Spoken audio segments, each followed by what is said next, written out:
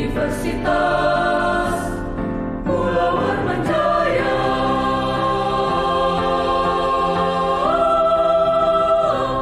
Jaya.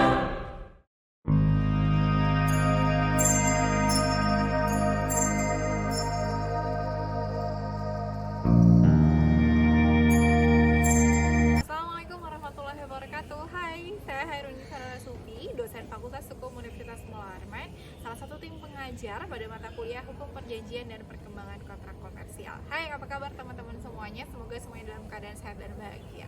Nah, pada pertemuan kali ini kita akan membahas terkait dengan perjanjian jual beli. Nah, serba-serbi terkait dengan perjanjian jual beli saya usahakan akan dibahas dalam pertemuan kali ini. Mari kita belajar sama-sama. Ayo semuanya fokus kita belajar sama-sama.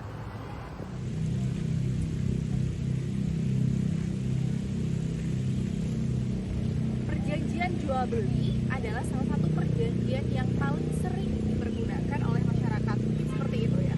Karena dalam masyarakat perjanjian jual beli ini sangat familiar dikarenakan kegiatan jual beli ini sering dilakukan oleh masyarakat.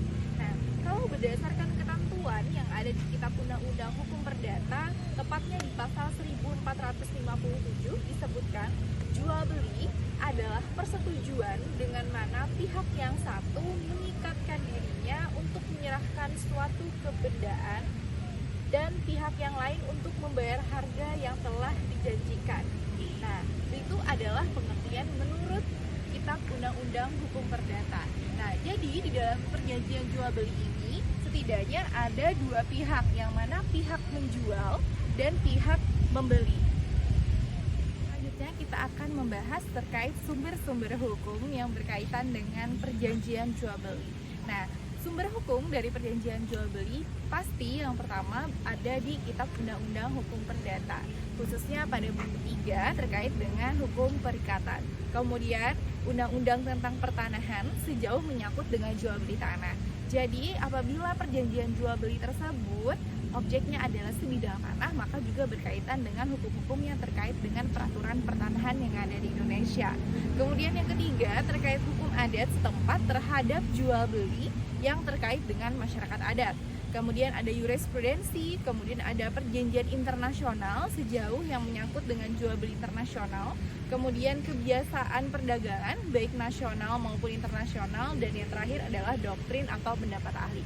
Nah, itu adalah sumber-sumber hukum dari perjanjian jual beli. Selanjutnya kita akan membahas terkait siapa saja yang menjadi subjek dalam perjanjian jual beli. Nah, seperti kita ketahui, subjek hukum pada saat kita belajar hukum pasti dari awal-awal kalian masuk fakultas hukum sudah diajarin nih apa itu subjek hukum, atau lebih tepatnya siapa yang menjadi subjek hukum. Nah, subjek hukum dalam perjanjian jual beli sama seperti tadi saya jelaskan seperti subjek hukum pada umumnya, yaitu orang dan badan hukum. Nah, kemudian terkait dengan objek perjanjian jual beli. Nah, objeknya apa sih? Objek dalam hal perjanjian jual beli terkait dengan kebendaan biasanya. Nah, disebutkan objek perjanjian jual beli itu barang yang menjadi objek perjanjian jual beli harus jelas, kemudian setidak-tidaknya dapat ditentukan wujud dan jumlahnya pada saat ia akan diserahkan hak miliknya kepada pembeli. Dengan demikian sah menurut hukum. Nah, misalnya akan terjadi perjanjian jual beli sebidang tanah, maka objeknya di situ adalah sebidang tanah. Maka sebidang tanah ini harus disebutkan secara jelas terkait dengan letaknya, luasannya, batas-batasnya. Nah, itu adalah syarat dari objek yang masuk dalam perjanjian jual beli. Objek dan subjek yang termuat dalam perjanjian jual beli merupakan unsur yang sangat penting pada saat membuat perjanjian ini. Nah, makanya nanti pada saat kalian membuat perjanjian jual beli, kalian harus benar-benar memperhatikan terkait dengan subjek dan objek dari perjanjian jual beli tersebut. Selanjutnya kita akan membahas terkait dengan unsur-unsur yang ada dalam perjanjian jual beli. Unsur-unsur pokok yang ada di dalam perjanjian jual beli itu adalah terkait dengan barang dan harga yang sesuai dengan asas konsensualisme yang ada di dalam Kitab Undang-Undang Hukum Perdata yang menjiwai terkait dengan hukum perjanjian. Nah, menurut asas konsensualisme ini disebutkan bahwa perjanjian jual beli itu sudah dilahirkan pada detik tercapainya sepakat mengenai barang dan harga, kemudian lahirlah perjanjian jual beli yang sah. Asas konsensualisme itu dari jual beli ditegaskan dalam pasal 1458 KUH Perdata yang berbunyi jual beli itu dianggap sudah terjadi antara kedua belah pihak seketika setelah mencapai sepakat tentang barang dan harga meskipun barang itu belum diserahkan maupun harganya belum dibayar. Nah, itu adalah terkait dengan unsur-unsur dalam perjanjian jual beli.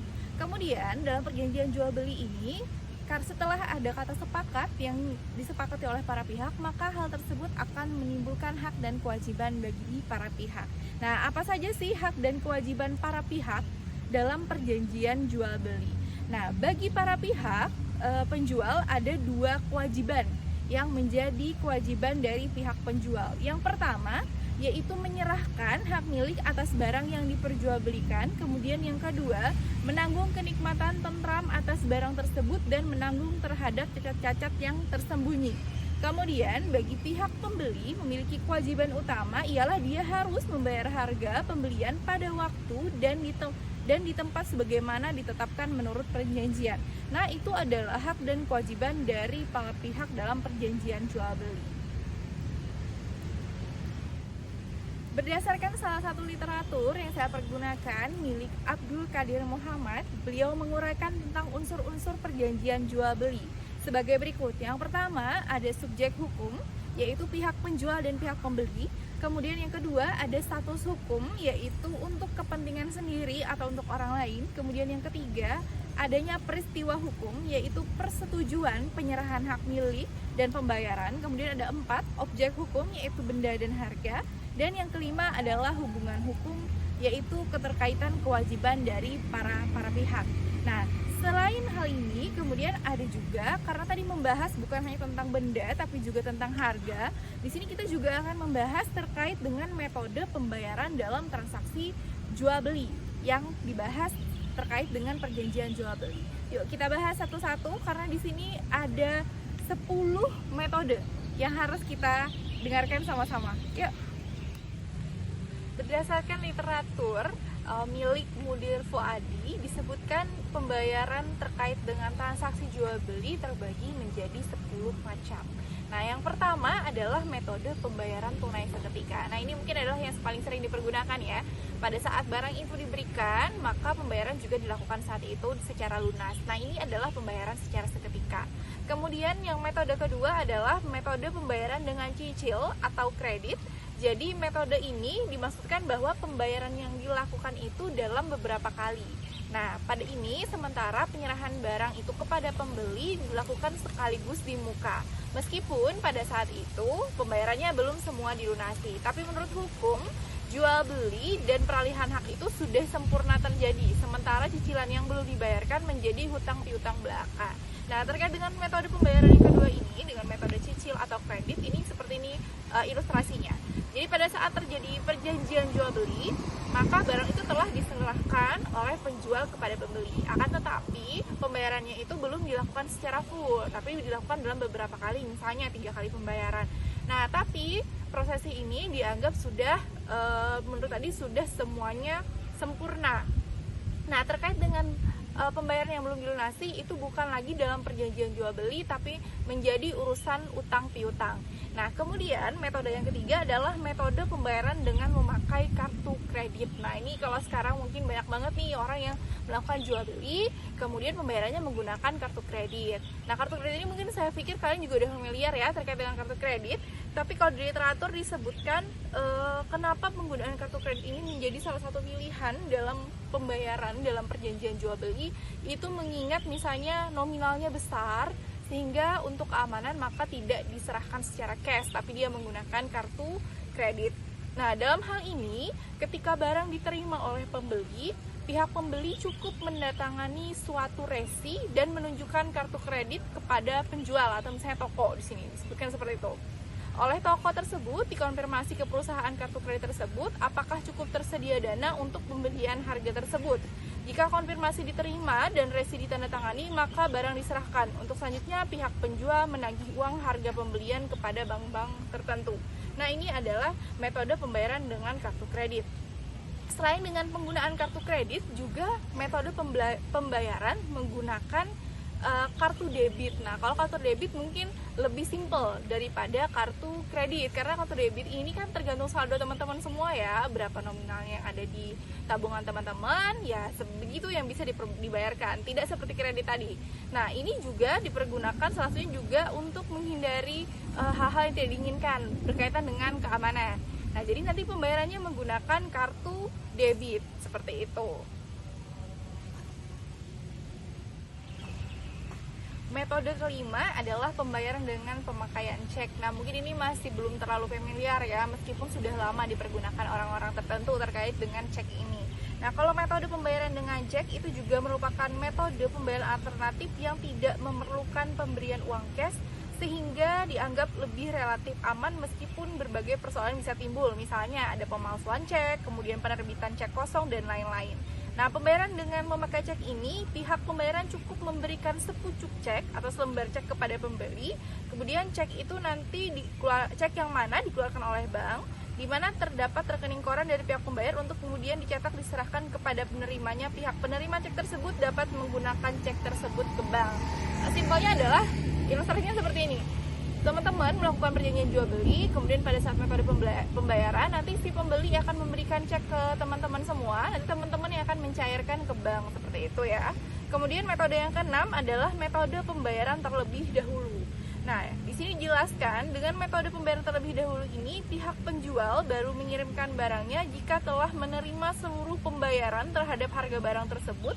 Model pembayaran seperti ini sangat tidak aman bagi pembeli. Nah, tuh simpelnya kayak harus bayar duluan gitu loh teman-teman semua ya. Mungkin kalau beli sesuatu semuanya harus bayar full di awal dulu. Nah, itu kan membahayakan teman-teman sebagai pembeli. Apakah nanti barang itu akan datang dalam kondisi baik? Apakah sesuai dengan yang disepakati atau tidak?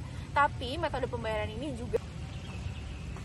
Metode kelima adalah pembayaran dengan pemakaian cek. Nah, mungkin ini masih belum terlalu familiar ya, meskipun sudah lama dipergunakan orang-orang tertentu terkait dengan cek ini. Nah, kalau metode pembayaran dengan cek itu juga merupakan metode pembayaran alternatif yang tidak memerlukan pemberian uang cash. Metode yang ketujuh adalah metode yang disebut metode pembayaran secara open account. Nah, metode ini merupakan kebalikan dari metode pembayaran terlebih dahulu nih teman-teman. Jadi dengan metode ini seperti ini, pihak pembeli baru membayar atau mengirim pembayaran uang harga pembelian setelah dia menerima barangnya secara utuh. Oleh karena itu, kalau sistem pembayaran secara open account ini sangat tidak aman bagi pihak penjual. Makanya tadi dia bilang kebalikannya. Nah, kalau tadi pembayaran terlebih dahulu tidak aman untuk si pembeli, tapi kalau yang open account itu tidak aman bagi si penjual. Nah, seperti itu. Salah satu contoh penggunaan metode pembayaran secara open account adalah jika barang itu dikirim secara kontinu, terus-terusan, sementara pembayaran itu dilakukan secara periodik, misalnya dibayar untuk 3 bulan sekali. Nah, jadi misalnya perjanjian jual beli beras nih, jadi barang itu selalu dikirim tiap bulan, akan tetapi pembayarannya bisa per 3 bulan. Nah, hal ini kan sangat tidak aman untuk pihak penjual. Nah, di metode ke-8 adalah metode pembayaran atas dasar konsinyasi. Nah, ini adalah metode pembayaran sangat merugikan dan sangat tidak aman bagi pihak penjual. Disebutkan seperti itu teman-teman di literatur ini ya. Dalam hal ini harga baru dibayar setelah pihak pembeli menjual lagi barang tersebut kepada pihak ketiga dan setelah pembayaran oleh pihak ketiga tersebut dilakukan. Nah, contoh dari pembayaran secara konsinyasi ini adalah pembayaran yang sering dilakukan oleh pemilik toko kepada pemasok barang toko tersebut, di mana pembayaran tersebut dilakukan setelah barang dalam toko tersebut laku terjual kepada pihak konsumen dari toko tersebut. Nah, ini mirip seperti ada distributor besar, nanti para reseller ambil, tapi para reseller ini nanti bayar ke distributor ini pada saat mereka juga sudah laku menjual barang tersebut. Nah, ini sangat tidak aman juga disebutkan seperti itu teman-teman. Kemudian metode yang 9 adalah metode pembayaran secara documentary collection. Nah, ini merupakan cara pembayaran dengan cara bill of exchange. Dalam hal ini, harga baru dibayar jika dokumen-dokumen pengiriman barang atau shipping dokumen itu tiba di banknya importir.